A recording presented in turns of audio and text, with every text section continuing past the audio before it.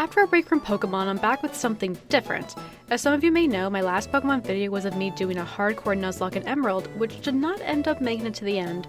'Twas very sad, but after that I decided to take a break from this particular rule set and decided to have a rematch with Emerald but doing a different challenge. This time the main gimmick is that I can only use flying type Pokemon. It seemed on brand. The full rule set is, when available, I can only use flying type Pokemon, only held items in battle, can only have one of each Pokemon, so no full team of Xatu or something, and while there won't be a penalty for going over the gym leader's ace, I'm going to try to stay pretty close to it. The biggest difference between a Nuzlocke and this, as you may notice, is that permadeath is not a feature of this challenge. For this go around I want a bit more freedom to try out strats and be able to make modifications when mistakes are made, as opposed to just start the game all over again. Like I said last time, I am not done with Nuzlocke completely, but a little less stress is good in life sometimes. I've been interested in using monotype teams for a while to give me the chance to use some Pokemon I've never used before. Speaking of the Pokemon, let's check out what our options are. Looking at these, there are a couple of familiar faces, such as Gyarados and Dodrio, but also a lot of new ones, plus the chance to maybe, this time, having my very first Crobat. Flying is one of my favorite types, so let's get to it and break out this challenge run of Pokemon Emerald using only flying types. So first off, I need to say that since we just went through most of Emerald recently, I'll probably be more brief about anything that takes place around the major battles, at least until we get to new territory. To begin, I need my first Pokemon. Of course none of these are flying types, but Torchic is at least somewhat bird-shaped, so I pick him and name him Notburb, which I didn't realize until later that that's what Flygon HD named their Torchic during their Emerald flying type hardcore Nuzlocke. I did reference their videos sometimes, but at this point it had been a long time since I had seen it. Perhaps it was a coincidence, perhaps something in my memory called it to the forefront. I didn't even put it in all caps because I couldn't remember whether this game still did that or not. But regardless, I wanted to point out that yes, I am aware this is a thing, though the algorithm won't say no if you want to make yourself feel smart and tell me anyway. My first fight with Brendan did not go well, probably from me not training Notburb and how Mudkip got in a crit tackle. I hope Brendan enjoys this, it's the only win he is going to get. Wurmple are very common around here, so now it's the game of how many does it take before I get a Silcoon instead of a Cascoon. We'll get back to that in a second. In the meantime, I catch Grilled Cheese the Wingull on Route 103 with a quiet nature, and it's at this point that we say goodbye to Notburb. One of these days I'll use a Torchic. Shortly after, my Wurmple evolves, and it's a Cascoon. I set him free and get another Wurmple, which evolves into another Cascoon. Great. But worry not, because third time's a charm, and now I'm the proud owner of my very own Silcoon named Turkey Club. This one came from Route 104 and has a gentle nature. Route 104 is also where I found a modest-natured Tailo I named Submarine. In the Pelberg Woods, Turkey Club evolves, and for the first time this whole run, my whole team is actually flying types. But that doesn't last long, as on Route 116 I catch an Inkata I name Reuben. Reuben has a brave nature and will be our last encounter before Roxanne. Speaking of, I decided to have a non-serious match against Roxanne to see where we're at. Using Water Gun, Grilled Cheese was able to take out both of her Geodudes, but Nosepass was another story. Water Gun only did about a quarter of her health before going down to a single Rock Tomb. I sent out Turkey Club, but her Absorbed only did about another quarter before also dying to a single Rock Tomb. Submarine didn't even get the chance to attack before joining her friends, though to be fair, that was a pretty obvious outcome. Reuben was still in my party because again, this was not a battle I was expecting to win, but I sent her out anyway just to see what happened. Nosepass used her Oran Berry, then blocked me. Rude. I then just started using Harden, as did Nosepass. In a tribute to one of the most important vows in the Pokemon Cancel League anime, we did our best to reach maximum Harden. After that, it was a long exchange of low-damaging blows. Leech Life was the only way that Reuben could stay in the fight, and was actually gaining the lead, but Roxanne used a potion. And then another one. If it wasn't for running out of Leech Life PP, I probably would have won, though it wouldn't have counted and I'd have to reset. But Scratch wasn't enough, and Nosepass decided to end it all with a Rock Tomb. Taking it that far was completely pointless, but my curiosity just needed to know. Now that Reuben is in the box, let's go for real this time. This time I lead with Turkey Club and one-shot both her Geodudes with Absorb. On Nosepass, she was actually able to get a second Absorb in before going down due to Nosepass finally missing a Rock Tomb. I'd hoped Water Gun from Grilled Cheese would have been enough, but no, she held on with barely any health left. My work was immediately undone from the Oran Berry and Roxanne's first potion. Keeping up the Water Guns led to victory as one took out her first half of health and the second crit. Not the easiest gym to start with when you're using flying types, but it wasn't so bad. In the optional rival fight with Brendan, Submarine just decimated with Wing Attack. And that's literally it. In due for town, I fish up a jolly Magikarp I named Euro. I know I've been using Gyarados a lot lately. I promise this is going to be the last one for a while, even if it is a valid capture in that run. It's a cool Pokemon, of course, but I just can't keep using Gyarados every time. Brawly proved to be, as expected, not much of a challenge. Machop and Meditite went down to 2 gusts apiece from Turkey Club. Makuhito could have been 2-shot, but the battle was long drawn out from berries and potions. I paralyzed him since his bulk ups were making me nervous, but he still wasn't doing much damage. Past that, I just kept clicking gusts, and eventually he went down. Before leaving the island town, I pop into Granite Cave and catch Monte Cristo, the sassy Zubat. And no, I didn't leave them with a new hot trend this time. Nothing I could have come up with was going to top what I did last time. Slateport just has Team Aqua stuff that's not really worth talking about, but what is worth talking about is that Reuben finally evolved into a Ninjask and can finally be on the team officially. Further up the road, Brendan wants another beating. Submarine took down his Longberry with some wind attacks, but then I swapped to Grilled Cheese for Slugma. Slugma's Rock Throw hit us for about half our health, and when he lived through a Water Gun, Slugma hit us again, leaving Grilled Cheese at only 3 HP. Another Water Gun knocks out Slugma, and for his last Pokemon Marshtomp, I swapped to Turkey Club, who absorbs him into submission. There was a turn where Brendan used Mudshot, which, of course, did nothing. This is definitely something I would do, though, so I can only imagine he was trying to make fun of me. But what does it say for him when he loses to someone like me? Watson is probably the most dangerous gym leader, so I procrastinate by battling the trainers to the west of Melville City, during which Submarine evolves into Swellow, and I tell Magikarp I'll be right back, I'm getting some milk, and leave him at the daycare. I did eventually come back for him, though without milk, which made him so angry at me that he evolved into Gyarados. As someone who lives in a post-Legends of Arceus world, why do you think then was the time Game Freak decided that Gyarados, a flying Pokemon, could finally be allowed to fly?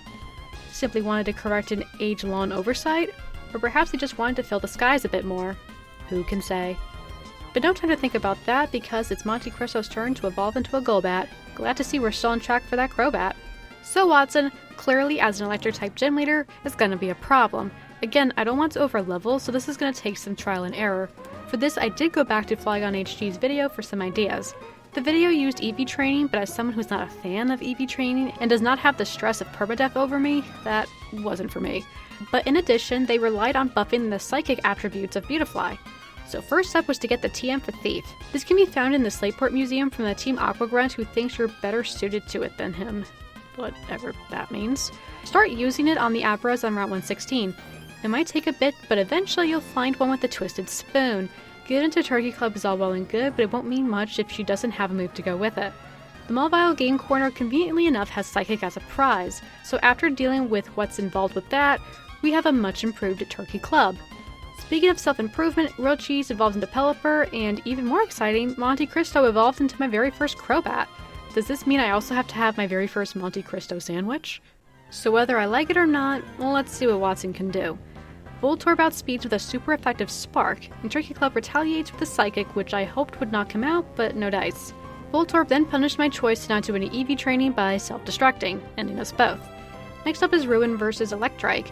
Losing Turkey Club so early has made me a bit nervous, so I take the next several turns to use Double Team and Swords Dance. After that I use Cut and I'm able to get the one-shot. Manectric, however, still has a good chunk of his health left after a cut. His static paralyzes me, but thanks to a Cherry Berry I had given Reuben, that effect is short-lived. As if he knew, Manectric went for a Thunder Wave, but thankfully missed. A Citrus Berry brings Manectric to almost full health, and I go back in with another cut, leaving him with a third of his HP. A Shockwave hits and I thought it was going to be the end of Reuben, but she hangs on with 1 HP. This gives me hope, but then it was dashed from a Quick Attack. I bring out Submarine, who is indeed poisoned, to take advantage of its Guts ability and knock out the Manectric with a Quick Attack of its own. Watson's last Pokemon is Magneton, and this is where things get a bit dicey. The Steel-Electric dual typing is very bad news for my team. I just get in as many quick attacks as I can, but it's pretty bad damage. I bring in Euro and let him finish him off with a Dragon Rage. I mean, I purposely wanted Dragon Rage for this, but I guess I was just surprised that it did the damage it did. I dunk on Watson for not being able to beat a team of flying types, but he's just so good-natured I can't bring myself to do it. Skipping forward to Route 113, I catch Panini the Skarmory. She has a lax nature and is going to slide into Reuben's spot on the team. After that, I catch Fluffernutter the Serious Swablu from Route 114. In Mount Chimney, Maxie is in there doing Maxie things. As you can imagine, the fight is whatever, so probably no need to really go over it. That's how I feel about most of the Team Aqua Magma fights, to be honest. Plus, you know what teams they have from the last go-around, so why waste the effort? Speaking of EC fights, let's jump over to the fight with Flannery. We are not in want of water Pokemon here, so to start, Grilled Cheese's water gun was able to one-shot her Numel, Slugma, and Camerupt. Torkoal decided she wasn't going to give up so easily. 2 water guns left her with only a smidge of health left before Flannery dropped a Hyper Potion. Torkoal sets up Sunny Day, which makes water gun noticeably less effective. I tried to buy for some time with Supersonic, but previous damage from body slams left us in a way that we couldn't withstand an overheat. I brought in Euro, who was able to benefit from Torkoal's confusion. Euro's beefy attack style was what was able to get us through, and for the second gym in a row, Dragon Rage is what brings us victory. Let's keep the momentum going and cut straight to Norman. I sent out Submarine first, but I couldn't tell you why I didn't activate Guts beforehand. I'm feeling good after a crit wing attack, but because I can't have nice things, Spinda gets a crit facade and gets healed. Sad to say, additional wing attacks weren't enough and Submarine goes down. If I Guts active, that crit would have gotten him. Monte Cristo finished off Spinda, and then I used Confused Ray on Vigoroth. But that did nothing for me, and in a reflection of the previous round, Wind Attack wasn't able to finish the job, and we went down to Facades.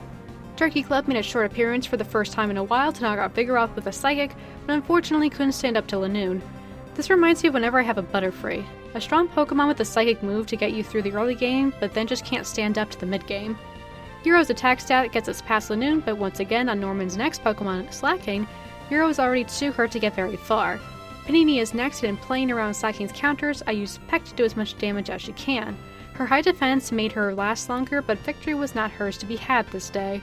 It all comes down to Grilled Cheese, but this was the perfect Pokemon to save for last.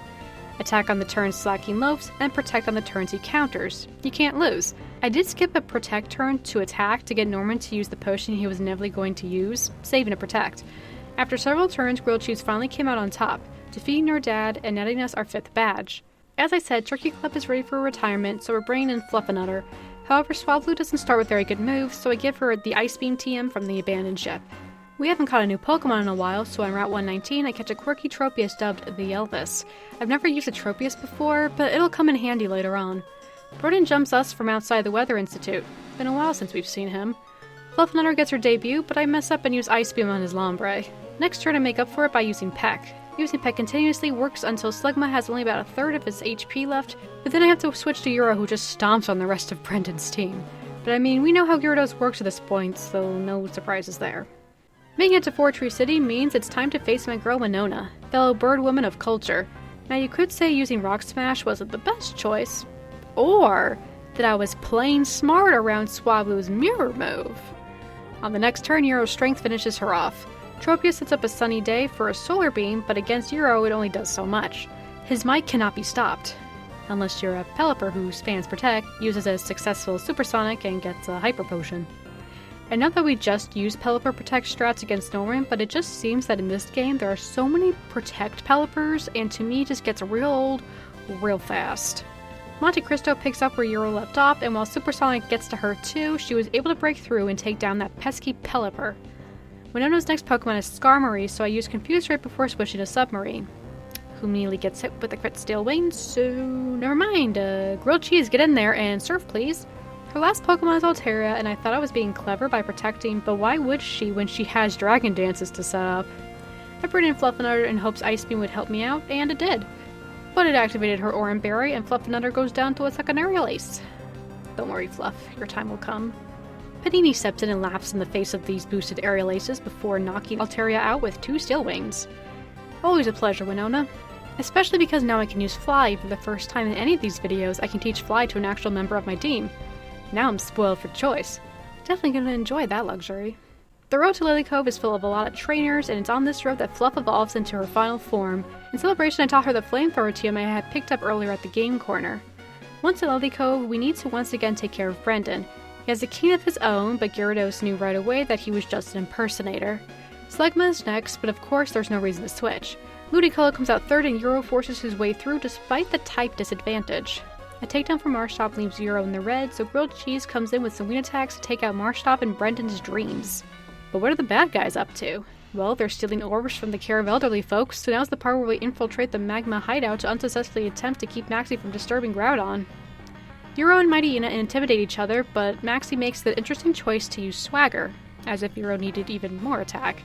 He fights through 2 turns of confusion and knock out Mightyena. Next he has a Camerupt, but of course that proves to be no problem for Grilled Cheese. As I'm writing this about a month after I recorded it, it occurs to me that watercress would have been a better name, but you know. Speaking of grilled cheese, he tries his best against Crobat, but it's not quite enough, so Fluffernutter needs to finish him off with a Dragon Breath. That's Maxie defeated, and of course she's flabbergasted that messing with nature results in consequences. The Aqua hideout is boring, so here's what's going on while I was playing this part. This is Neela, and she's super cute. She frequently makes appearances like this during streams, and loves to try to eat my hoodie strings. If you'd like to give her some pets, there is indeed a pet command.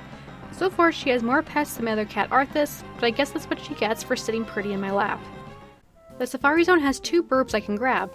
The first is a Doduo named Tuna Melt, and the second one is a Natsu named Lettuce Wrap. Spoilers, I don't actually end up using either of these. I wanted to use Lettuce Wrap since I've never had a Zatsu or Natsu before, but there really wasn't a good chance to bring them in.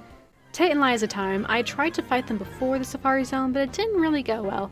Let's see if my timeout in nature has given me clarity. Now of course this is a double battle, so it's Claydol and Zatsu versus Submarine and Grilled Cheese. A quick attack and a surf did not make much of an impact after the opposing side raised their special defenses. An aerial ace from Sub almost finished up Zatsu, but he retaliated with a strong psychic that landed Sub on her ass. Grilled Cheese's second surf took out Zatsu and put Claydol at less than half health. Claydol used a weak psychic on Euro before changing tracks to use psychic on Grilled Cheese. It does about half damage, and newly brought in Lunatone puts him to sleep. Psychic is now starting to become an issue for Euro. Things aren't looking the best. Euro puts in several Dragon Rages, and Grilled Cheese finally wakes up to get in another surf. Claydol would have been done on the next attack, but alas, it gets healed. Again. Euro was able to use Dragon Rage one more time before finally becoming overwhelmed from the psychics. Grilled Cheese finally makes a breakthrough and crits a surf, finally getting Claydol out of the fight and leaving Lunatone on what must be 1 HP before the berry kicks in. Fluffernutter jumps in for a not-so-great Dragon Breath, and Grilled Cheese goes down to, you guessed it, Psychic.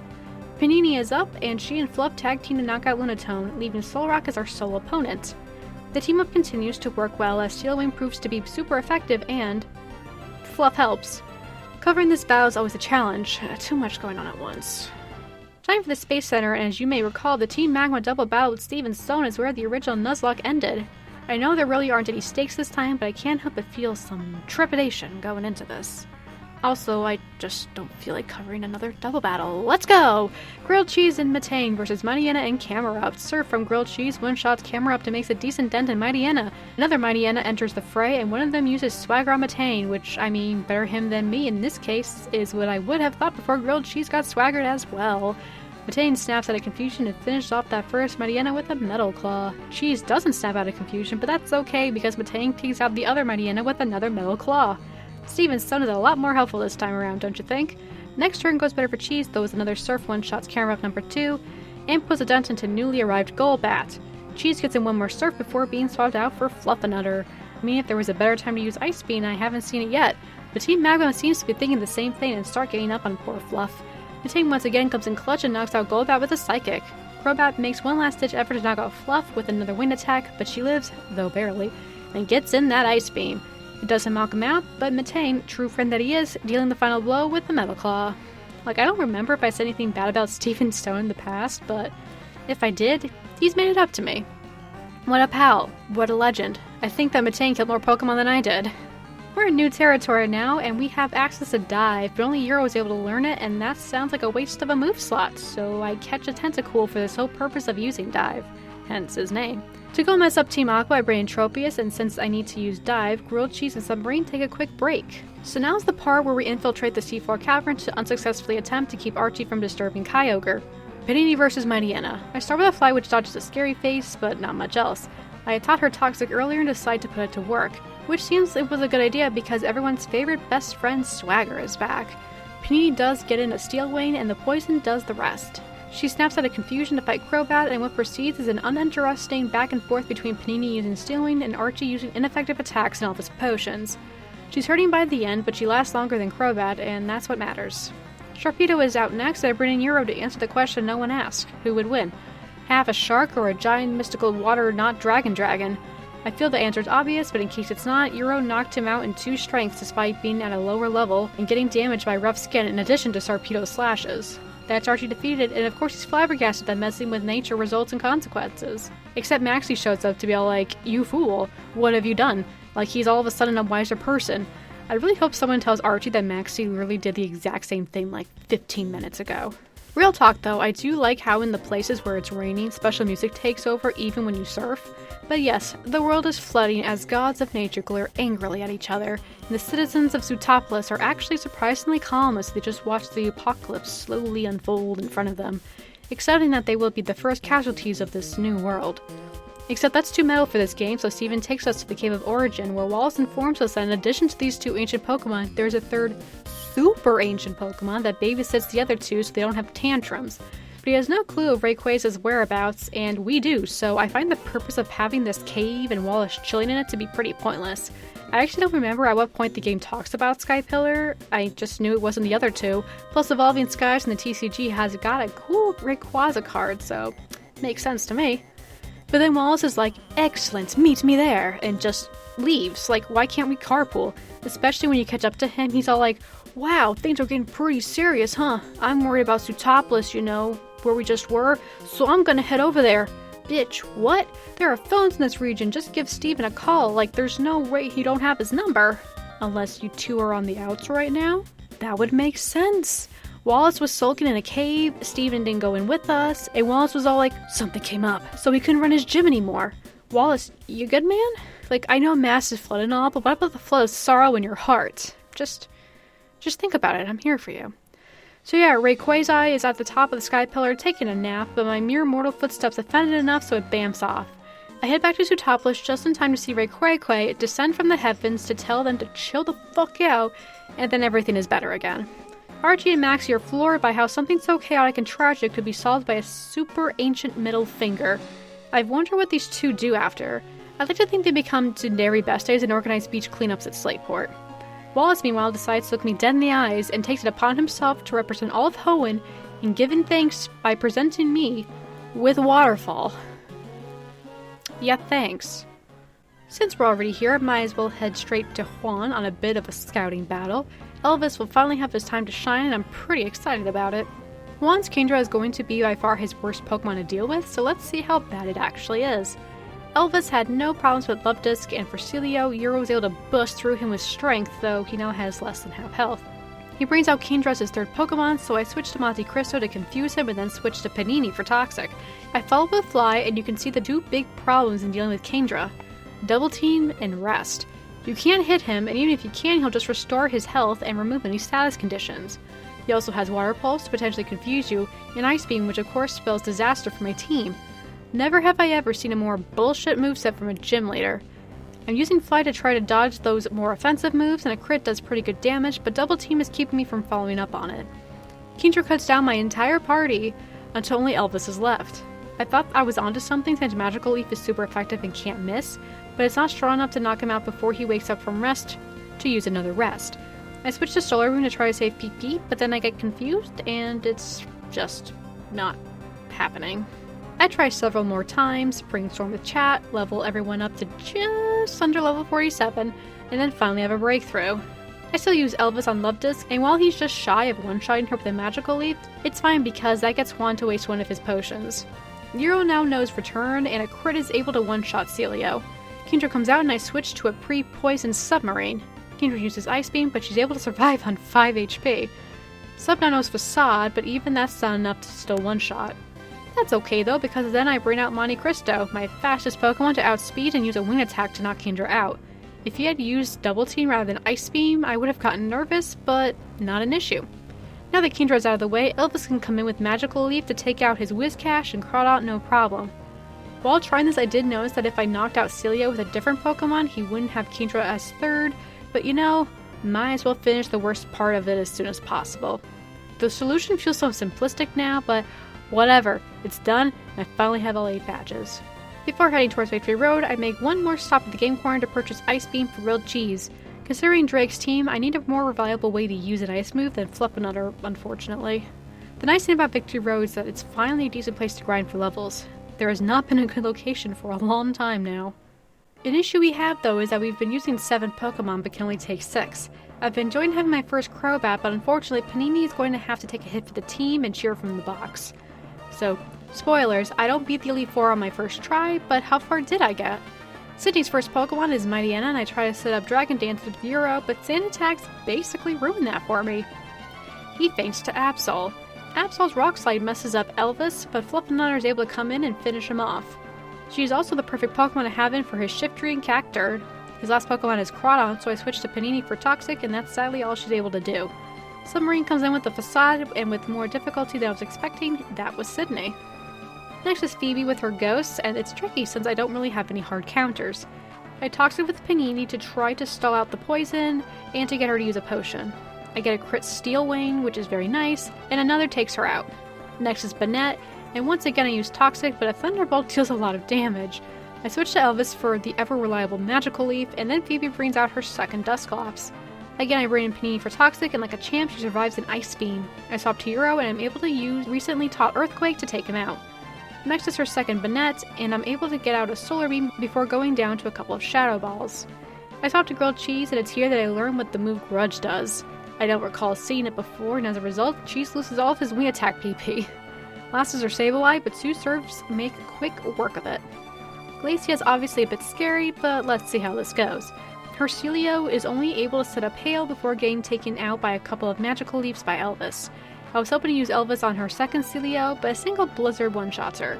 I mean, it makes sense, but you just hope anyway. I send out Euro and use Dragon Dance, but then Celio uses Attract. I try attacking, but he's immobilized until he gets knocked out, which is 4 turns in a row, by the way. I guess Euro was smitten by her mustache, I don't know, but that's not what you like to see. Submarine comes in and saves the day by finishing off the Heartbreaker with Facade, then one-shotting both her Galleys with Facade. Walrein proves to be too bulky to one-shot, but it's still good damage. I bring in Panini and attempts to finish her off with Fly, but of course she misses, so I manage to use Toxic before going down to Ice Beam. Sadly, Fluff being quad weak to ice doesn't go over well, and while Cheese tries his best, he's unable to survive Walrein being fully healed twice. I try many more times and I'm able to get to Wallace, but his Melodic proves to be quite the pain in the ass. I've also made the mistake of having Submarine die, causing her to lose her guts and basically defeating the purpose of her being there. And before you ask me, yes, I know it's better to be poisoned than burned, but I didn't know it at the time. So let's skip ahead to when I actually get somewhere. This time for Sydney, I lead with Submarine. The problem, sadly, is that for both Mightyena and Absol, there's a chance I don't one-shot if I roll low damage. If this happens with Absol, I get one-shot with Rock Slide, so we're trying to avoid that. In this case, I roll low on Mightyena. This gets me nervous, so once he goes down, I switch to Aurora to take on Absol. Now, of course, his Rock Slide crits, but thanks to our Intimidate, the next one actually leaves us alive with 3 HP. This gives us a chance to use a second return and knock him out. Next is Shiftry, so of course I switch to Fluff to take care of both him and Cacturne with some Flamethrowers. Crawdon is his last Pokemon, and 1 Solar Beam from Elvis is enough to one-shot. Other than that, Absol, pretty clean I would say. Phoebe time, and knowing full well that her Dusclops always uses Protect on the first turn, I hold off on using Toxic. After that I switch to Fluff, then to Euro. Her Earthquake on its own is not enough to finish her off, but the poison damage that immediately comes after is. Next is the Banette that knows Thunderbolt, so out comes Elvis to persevere with Magical Leaves until we get the knockout. But considering Elvis only has 23 HP left, it was pretty close. Her second Dusclops comes out, and I think I bring in Fluff on the off chance I can freeze her, but that doesn't work out so well, so I bring in Euro, who gets frozen himself, because of course he does. But her attacks don't do much damage to us, so we're able to hang in there until we thaw and use Earthquake. It's not quite enough, but Panini comes in with the Air Cutter finishing the job. I keep Panini in for the other Banette, use Toxic, and a couple of Steel Wings, and down she goes. I tried the same thing for Sableye, but of course a single double team is enough, so I miss the second one, and she heals. I keep up the wind attacks, and after several turns, we finally get that finishing blow. Glacia goes a lot better this time. I start with Sub, and Facade is able to one-shot all of her Pokemon until only Walrein remains. We know from experience that Facade can't one-shot her, and Sub is at only about half health from all the burn damage, so I swap to Panini for Toxic. She would unfortunately go down, so I bring in Euro to use Return. If it wasn't for her berry, Walrein would have fainted with no potions used, but it doesn't quite work out that way. However, Euro is a hefty boy and is able to keep up the returns in this battle of attrition until victory is achieved. So moving on to Drake, who we didn't see in my first attempt. Grilled Cheese gets to make his first appearance and is able to one-shot his Shelgon, Salamence, and Altaria with Ice Beam. Unfortunately, Cheese isn't the fastest Pokemon, so he still takes quite a bit of damage. Drake has a Kingdra of his own, and it too causes me problems. Using Return from Euro was promising, but then he gets paralyzed and Kingdra uses a smokescreen, so now he can't hit worth a damn. I switched to Sub for Facade, but she isn't able to get the chance before being knocked out from 2 body slams. This sucks because of course she loses her burn status. I bring in Panini for Toxic and start using Fly because Kendra has stacked up many Dragon Dances by this time and it's quite scary. Drake uses a full restore and I keep using Fly. Panini's Keen Eye prevents Smokescreen from doing anything, so all I gotta do is survive. Kendra is down to a sliver, so I try to use Air Cutter so to not give him an extra turn to use full restore. But before that happens, Kendra hits us with a Surf that leaves us on just 2 HP. There have been many close calls with the Elite Four, it's quite stressful. His last Pokemon is Flygon, but he stands no chance against an Ice Beam from Fluff. That's the Elite Four beaten, but of course they're still champion Wallace. You might say that this is why he had to stop being the Sootopolis gym leader, but I'm still thinking Steven had something to do with it. He starts with his Wailord and me with Elvis. Now this is risky business because Wailord knows Blizzard, but he misses twice in a row. This is why you stick with Ice Beam, kids. This gives me the chance to use a couple of magical leaves, but of course he survives on what must be 1 HP. Wallace full restores of course, and I throw in 1 more magical leaf before switching. I don't want to push my luck. As Euro comes out, it turns out that this was a smart idea because his 3rd Blizzard does indeed connect. Wailord is able to set up a Rain Dance before going down to Euro using Return and Strength. His next Pokemon is Tentacruel, but Euro stomps it with a single Earthquake. Melodic is out 3rd, and I try to balance my damage so that Wallace doesn't use an item, nor does Melodic use Recover, or if he does, his health is still low enough that a return can finish him. But this proves challenging, and Euro ends up getting poisoned at low health, so I have to switch. I try to bring in Panini for Toxic, but she misses and dies to an Ice Beam and Surf. Submarine comes out, and the stars align. I use 4 double teams, during which Melodic uses Recover to heal back to full. I was just hoping to brute force my way through, but somehow he lands a Toxic, but that's actually fantastic. The more I'm reactivated my guts.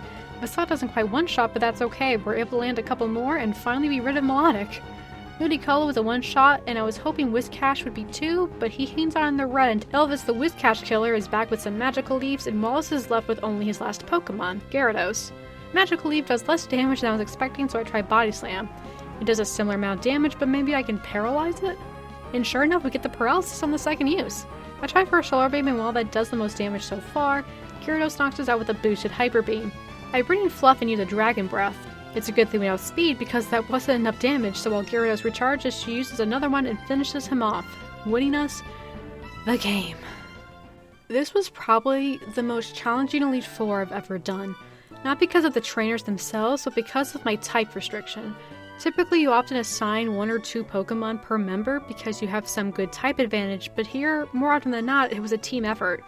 But with my team of Burbs, special shout out to Turkey Club, Reuben, and Monte Cristo, we found our way to the top, and now I can finally play a different Pokemon game. Emerald is fun and all, but I like a bit of variety with my Pokemon journeys, you know? Or, as much variety as you can get with the mainline games. And speaking of, my next challenge is going to be quite different than my previous ones. I don't want to reveal what it is quite yet, but then again, if you've been following me on Twitch, you probably already know what it is. If you enjoyed this video, consider doing that liking and subscribing thing. But see you in the next video on whatever topic that happens to be. Bye! A sky Pokemon. Where'd you come from? How is this a yes or no question? Yes? Yes town? I've never heard of a place like that. No, that doesn't make any sense. You have to come from somewhere. Oh wait, you're not going to say... You're not going to say you were born at the bottom of the sea. I don't know if this guy is mistranslated or it was supposed to be funny. I don't know about that. That one confuses me.